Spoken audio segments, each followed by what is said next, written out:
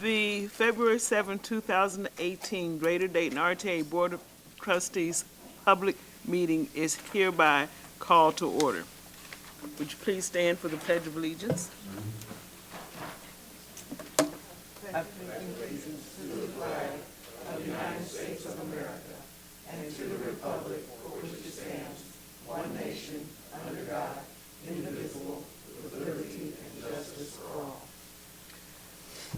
The mission of RTA is to provide great value, dependable service, and to be responsive, timely, and accountable for all that we do. Our vision is to be a premier public transportation provider that connects people and communities. Our motto is, "It's time to ride." Would you call the roll, please? Yes, ma'am. Ms. Hurd? Here? Ms. Hairston? Here. Mr. Corrado? Mr. Holt? Ms. Howard? Present. Mr. Lumpkin? Here. Ms. Stinson? Present. Mr. Weckeser? Mr. Williamson? Here. Thank you. Okay. We do have a quorum. We will be able to conduct business today. The first item on the agenda is the approval of the consent agenda. You each have it before you. Are there any adjustments or corrections? Hearing none, the agenda is approved as presented. The next item is the approval of the January 2nd, 2018 board meeting minutes. The minutes of this meeting were presented for review to all board members prior to today's meeting. Unless there is any board member who requests a reading of the minutes, I will ask if there are any corrections or additions to the minutes as presented. Okay. Having heard no request for reading of the minutes nor any corrections or additions, the minutes stand approved as presented. The next item on the agenda is employee recognition. Madam President, the person to be recognized has not arrived yet, so could we maybe defer that until later in the meeting? No problem. Hopefully she wasn't riding a bus. Okay. Now we will go into committee reports, and let's start with Mr. Lumpkin. Thank you. Well played, Mark. The Finance Personnel and Planning Committee met for a jointly held meeting on January 16th. As a result, the Finance and Personnel Committee is recommending 3 action items for the board's consideration. Action item number 2, purchase of engine lubricating oil. Purpose of this procurement is to purchase engine lubricating oil for the Greater Dayton RTA's diesel fleet. Engine lubricating oil is used on a daily basis by the maintenance department as part of preventative maintenance of the diesel fleet. This project is consistent with RTA's core value of safety and stewardship as we work to continuously maintain RTA's fleet in excellent condition.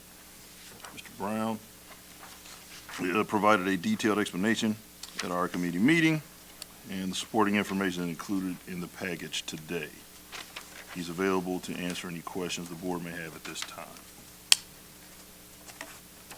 Hearing none, based upon the recommendations of the committee, I move to award a contract to Apollo Oil LLC for the purchase of engine lubricating oil based on an estimated usage of 12,000 gallons per year for 3 years, totaling $171,000. The actual award amount will vary based upon usage. This procurement is funded entirely with operating funds. Is there a second? Second. Been properly moved in second that we award a contract to Apollo Oil LLC for the purchase of engine lubricating oil based on an estimated usage of 12,000 gallons per year, 3 years, totaling $171,000. Any questions or comments? All those in favor say aye. Aye. Opposed? Are there any abstentions? Okay. Motion carried. The contract has been awarded to Apollo Oil. Action item number 3, legal services. On October 26, 2017, the Greater Dayton RTA solicited proposals for legal services for general and corporate affairs, labor, workers' comp, EEO, miscellaneous, and litigation. This procurement falls under the core value of stewardship. Requests for proposals were sent to 43 firms. The proposals were reviewed by the evaluation committee based upon the following criteria. proven experience and staffing resources to carry out a multitude of litigation action in the public sector, including a regional transit organization, experience associated with labor, collection, EEO, and claims, law for counsel assigned to RTA, comprehensiveness of firm's available legal services, reasonableness of cost, the firm's philosophy, guiding principles, the firm's overall history and background, including references, the quality of proposal presentation. Ms. Mary Stanforth provided a detailed explanation at our committee meeting, and the supporting information is included in today's board package. Mary is available for any questions that the board may have at this time. Hearing none, based upon the recommendation of the Finance Personnel Committee, I move to award a contract to Baker and Hostetler Legal Firm and the Coolidge Wall Legal Firm for a total contract award of $502,497. This amount has previously been appropriated by the Board of Trustees for all legal services for 2018.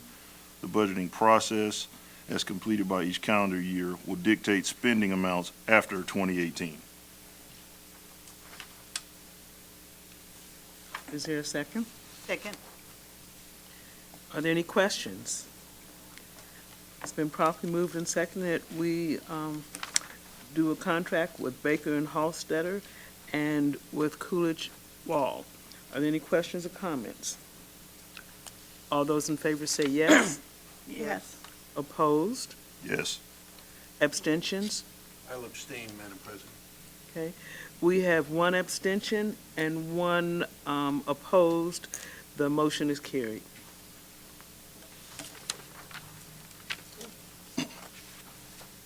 Action item number 4, State of Ohio audit service fees. During 2018, the Ohio audit of the state will perform an audit service for the Greater Dayton RTA. Based upon the previous 2 years, staff estimates the cost for services not to exceed $40,000. The fees relate to the 2017 financial statements audit, as well as agreed upon procedures for RTA's 2017 National Transit Database Report. Ms. Stanforth provided a detailed explanation at our committee meeting, and the supporting information is included in today's package. Mayor is available to answer any questions the board may have at this time. Hearing none, based upon the recommendations of the Finance Personnel Committee, I move to approve a not-to-exceed amount of $40,000 for the Treasurer of the State of Ohio for 2017 audit service fees. Was there a second? Second. It's been properly moved and seconded. We have a contract with the Treasurer of the State of Ohio not to exceed $40,000 for 2017 audit services. All those in favor say aye. Aye. Opposed? Any abstentions? Motion carried. You have a report? Yes, Madam Chair. The details associated with the December 2017 financial statements weren't available for the committee meeting.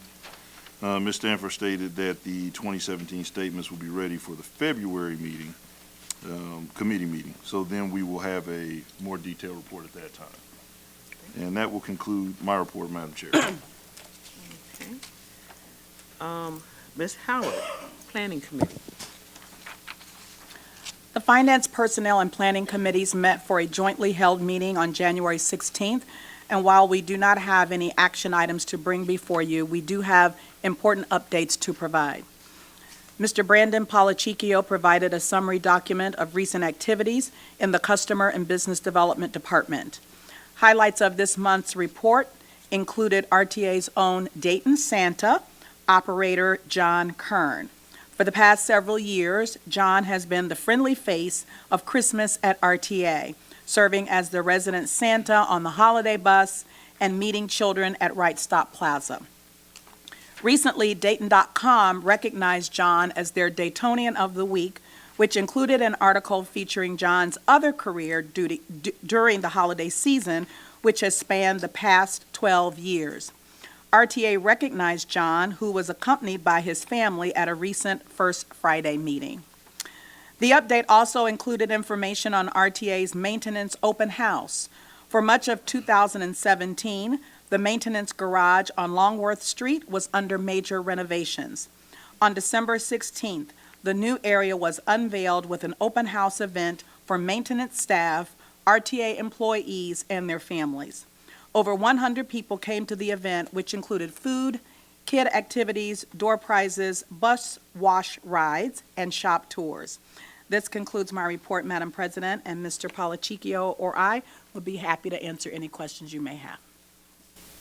Are there any questions? Okay, thank you. The Investment Advisory Committee report. Thank you, Madam President. The Investment Advisory Committee met on January 18th for an informative financial presentation that included recently appointed investment advisory firm Meter Investment Management. We welcome Mr. Jason Headings, Senior Vice President, Public Funds, and Director of their Fixed Income Department, who is primarily responsible for overseeing RTA's investment program. Mr. Headings has been with Meter for 12 years and has extensive experience working in the public funds sector, including the state of Ohio's own STAR investment program. Also present was Ms. Eileen Stanek, Senior Public Funds Advisor. She will be RTA's primary day-to-day contact. She's been with Meter for 3 years, but has worked in public funds for over 14 years. We have no action items to bring forward today, but we do have some informational items to share. Mr. Headings gave the economic update, and with regard to gross domestic product, the forecast indicates growth of about 2% for 2018, which is fairly steady in comparison to recent years. We discussed oil and diesel fuel pricing. Currently, we're seeing $50 to $60 per barrel for oil. Future overseas production will be directly tied to keeping oil pricing relatively stable. The Federal Open Market Committee raised rates 3 times in 2017, and there are expectations for 2 to 3 more rate increases in 2018. So, during 2018, RTA can expect a 2 to 3% rate of return on new investments, and with time, RTA's overall portfolio yield should increase closer to 2%. Ms. Stanek reviewed RTA's investment portfolio. She stated the transfer of records from Raymond James, our previous financial advisor, to Meter is almost complete. Currently, Meter is going through a final review process regarding that transfer. Currently, our investment portfolio is $34.45 million and has a weighted average maturity of 2.5 years. The weighted average yield on securities is 1.47%, and estimated 2018 income is $499,491. So if we could come up with $509, we could round it off to $500,000. Don't need that. I'll work on that, John. Meter's recommendations to the committee included that because the Federal Reserve appears poised to raise the federal funds target rate in March, and with this rate of increase coming slowly, that we extend the duration of the portfolio. Callable securities are currently offering value over securities with non-callable structures, and Meter favors a blend of call protections ranging from 3 months to 2 years. Inside of 3 years, commercial paper continues to add value over agency and treasury securities. Meter recommends building the allocation to commercial paper, something that we have not necessarily engaged that extensively in the past. Committee members agreed with Meter's recommendations. Following Meter's presentation, there was a discussion on the committee regarding county sales tax receipts, and for the board's information, that was something that I had asked that be included as a regular discussion item at the Investment Advisory Committee meetings so that we can keep an eye on the sales tax receipts. Ms. Stanforth reported that October receipts were just approximately $2.9 million, in State of Ohio transitional aid $383,000. That grand total reflects a 3.6% or $115,000 increase. And I again point out to the board that that is the grand total, which includes the state transitional aid, which we will be receiving here in 2018. But will go away. That will go away in 2019. That is to replace the managed healthcare sales tax that is now in the annals of history. Year-to-date, October 2017 sales tax equaled $32 million, and the state of Ohio transitional aid of $1.5 million. Again, the grand total reflected just under a 1% increase over year-to-date 2016. So if you can see the pattern that is developing, if we're just relying on sales tax increases for next year, we're going to be below what both 2016 and 2017 are without the transitional aid. Committee members discussed the motor vehicle sales tax receipts and the non-managed care tax sales receipts. And the January to October 2018 non-managed care and non-motor vehicle sales tax increase equals 2.3%. In comparison, RTA projected 2% growth for the 2018 sales tax budget.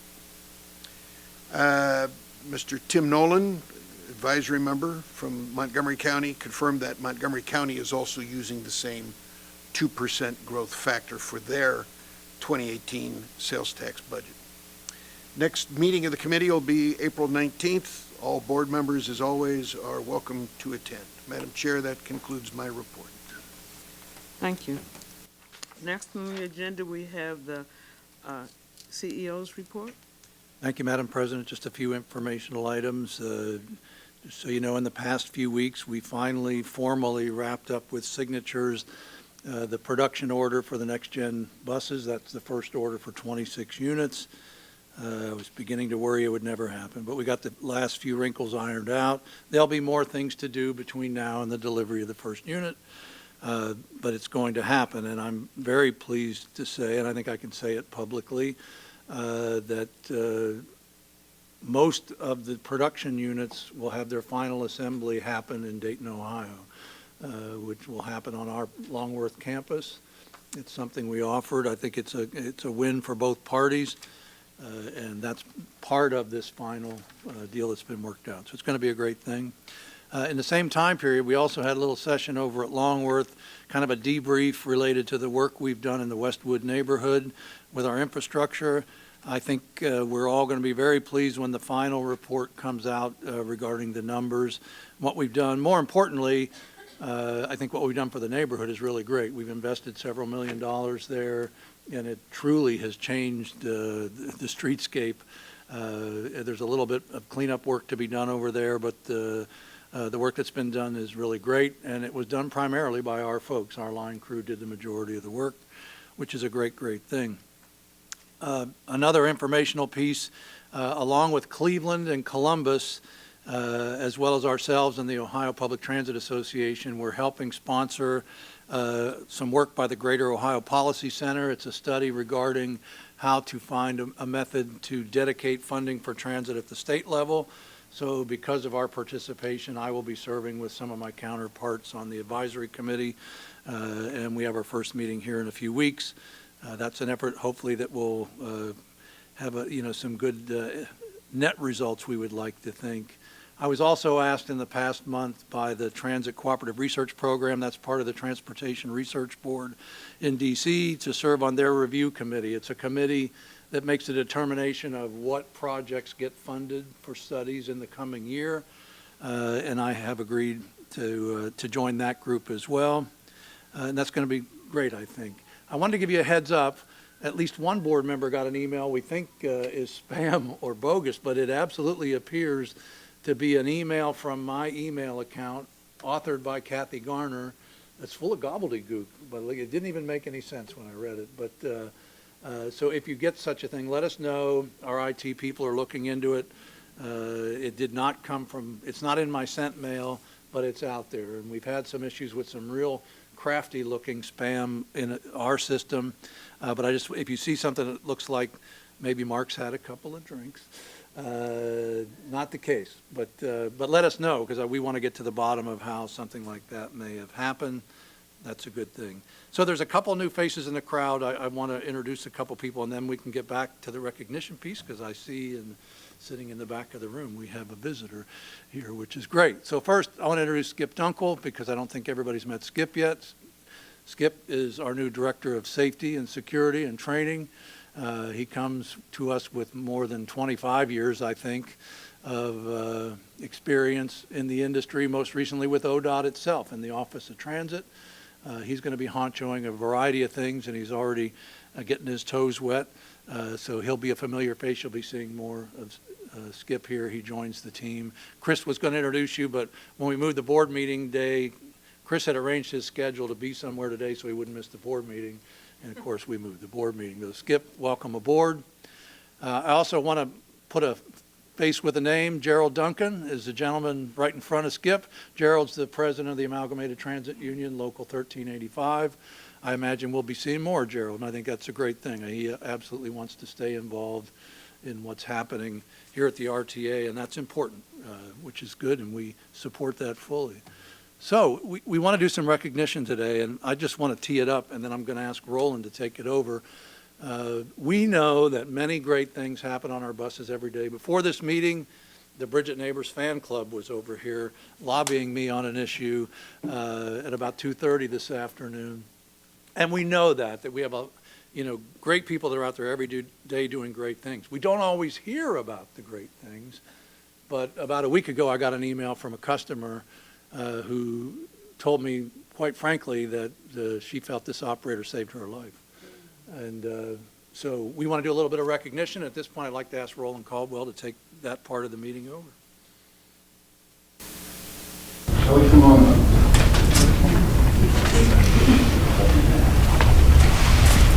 Good afternoon.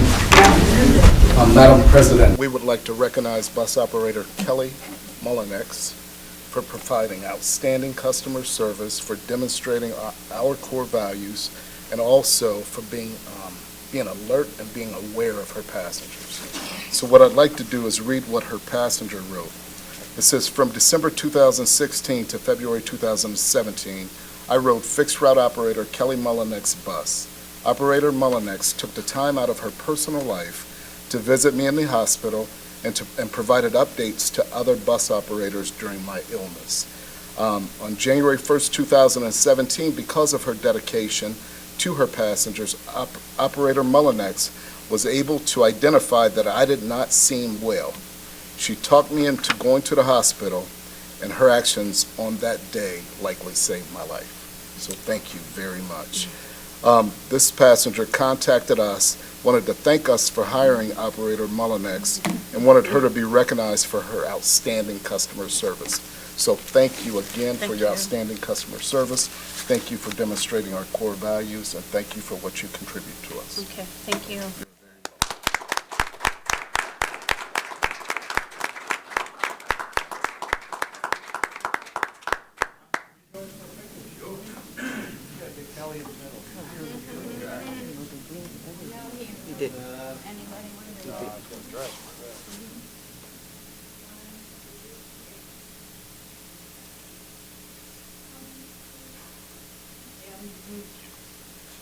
Kelly, again, this is for you. And thank you very much. Appreciate you.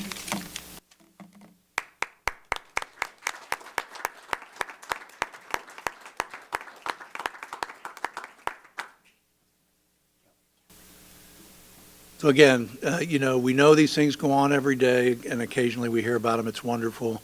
A lot of times in the winter we hear about our operators finding a way to get coats and gloves and hats for some of their passengers. It's just a great, great thing. And I'm glad the customer in this case took the time, just wanted to make sure I knew about it personally, and just wonderful. So thank you, Kelly, for being that person who does live our core values every day out there. We know you're doing it. We absolutely appreciate it. I can't top that, so I would end my report there unless there are questions for me. Next on the agenda is old business. I have no old business to bring before the board. Does any other member have anything? Okay. I also have no new business. Move right along. Next on the agenda, we have public comments. I have one request for comment. Just as a reminder, when you come forward, only the citizen who has completed and whose name appears on the public comment registration form may address the board. You may not yield or defer your or his time to another citizen, and you may only speak on your own behalf. When you come forward, you must give your name and your address, and once you've done that, then the time starts. You have 3 minutes. When you have 30 seconds left, it'll go to yellow, and then when your time is up, it goes to red, and we ask you to please be seated at that time. So the request we have is from Mary Miller. She has 2 topics. One is a concern for project mobility and a concern for the tax revenue dollars. Yes, my name is Mary Miller. I reside at 27 South Fairgreen Drive. I am interested in knowing what we're going to do about the lost tax revenues since the hospital Could is you hold just a closing. minute? Can everyone hear? Is that mic on? Microphone. The mic isn't on. We'll restart the time. Okay. I'm more concerned about the tax revenue dollars that we have lost with the announcement of Good Samaritan closing and some of the things that are in the works to help recoup or redo the budget so that it doesn't affect everyone as badly as we had once thought before it was announced. I know RTA should have some plan in mind, but since not much has been spoken about since they had to redo the comments from concerned citizens, we still have an increase starting on the 18th of I'm not the wrong date, but it's still an increase, so there's no room for any dollars to be stretched because they're really leaving faster than you can stretch them. So what is the contingency plan for that? And I'll wait for an answer until after I finish my last one about the Project Mobility. I know a lot of the seniors that do ride Project Mobility are dependent on it. I know a lot of times when I've called to get a trip, I've been told that this as conditional concern.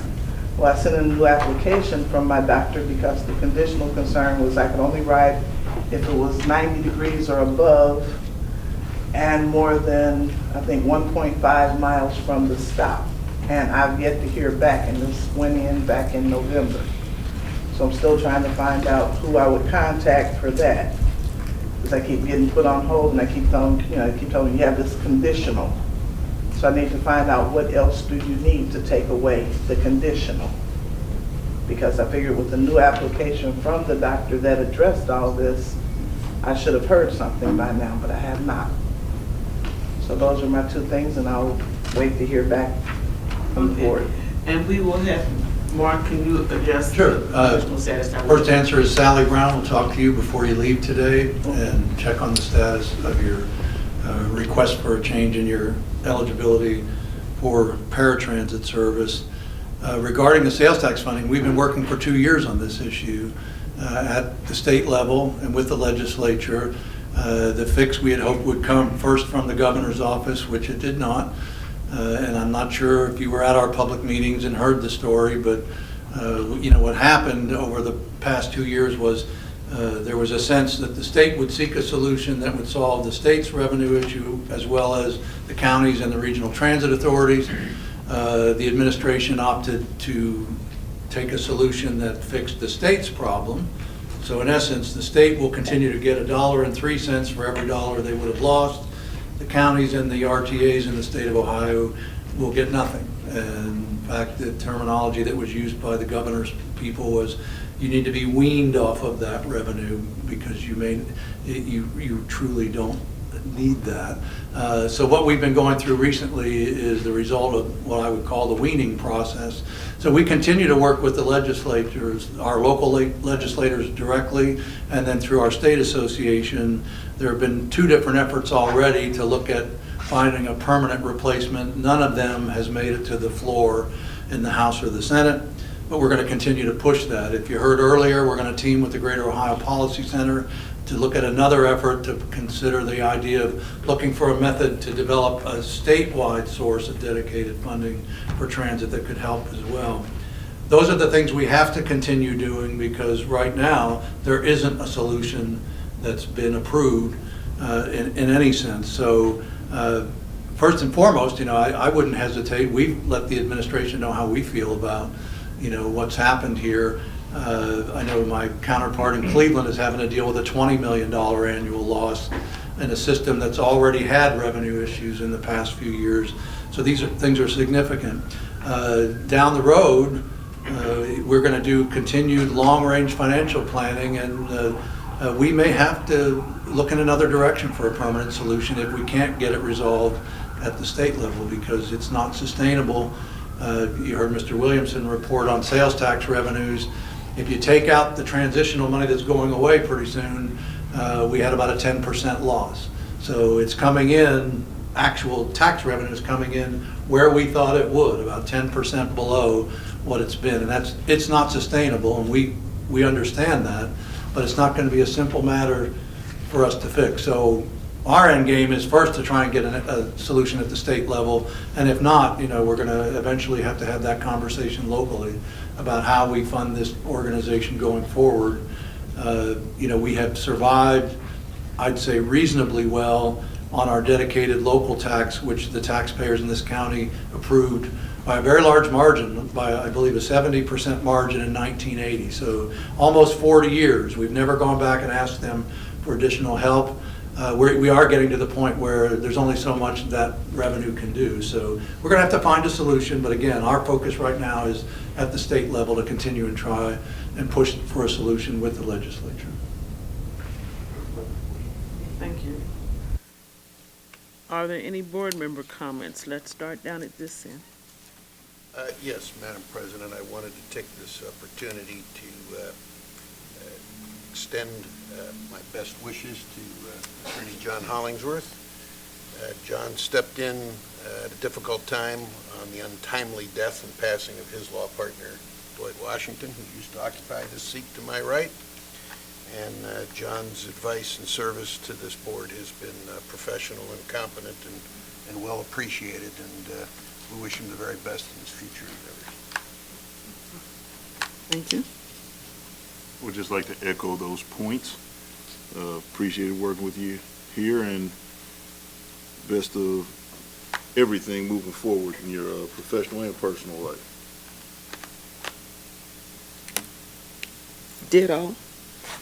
I definitely would like to say that as well, and I'm sorry that Kelly's gone, but I think the board needs to say something to her too, because that is an exemplary of what we want the RTA to be seen as, an organization that cares and is willing to do what needs to be done. So that's all I have. Okay. And when you're this far down the line, you can just say yes and yes. I appreciate Kelly. Appreciate you. Thank you. Although my time has been short on the board, I've known Attorney Hollingsworth, and I look forward to working with you in other capacities in the future. Thank you for your service to our board. My relationship with Jonathan and Dwight go way back. So I'm going to miss seeing his face at the end of our row here. So we thank him for his service. The other thing I would like to say is to piggyback on Mark's comments about the spam. That was sent to me. And the interesting thing about what I received, it wasn't gobbledygook at all. The email came from Kathy for Mark, and it said that there would not be a board meeting today. I wasn't coming. And the only reason that I reached out to ask, is this for real, is because I got a communication from Brandon, and it was in direct conflict to the email. So that's the scary part. I mean, the email literally said, said something about Adrian has made this decision, there was not going to be a board meeting today, and it had the logo, it had everything. And it had real names in it. Oh, yeah, and it came from Kathy, and it was under Mark's signature, and it came to my email address. So I did not put this meeting on my calendar, thus why I look really casual for snow today. So when did you receive this email? I received it, oh my gosh, maybe a week ago. It was dated the 25th of January. Yeah, so it was not gobbledygook on my end. It looked absolutely legitimate. And my gobbledygook, I meant, it referred to, there won't be a need for a meeting on the 17th of January. Yeah, And it was therefore, odd. no need to meet on February the Yeah. 7th. But we did have a meeting on the 17th of January, and the email was sent a week after that. So that, to me, It was so weird. It was weird. So hopefully they'll figure out what that issue is, because that's pretty bizarre. We've got the IT SWAT team on it right now. I know I'm not a board member, but I'm going to sneak in. I want to echo the comments of everybody here. I've gotten to know Jonathan extremely well in the last 8 months because of this Dayton Mall issue. We have spent a great deal of time together, primarily on that matter, and I have appreciated, he, I think, has become as passionate as some of us have about that issue and trying to get it resolved, and I would like to think we could. I hope we can, but again, I just want to echo the same comments on behalf of the staff. It's been a great relationship. Thank you. The next item on the agenda is an executive session, but at this time, I see no need for an executive session. Okay, so we will move on. Item 14 is if there's no other business to come before the board, is there a motion to adjourn? So moved. Second. Been properly moved and seconded, we adjourn. All those in favor say aye. Aye. Nays are not accepted. Meeting is adjourned. Thank you, everyone.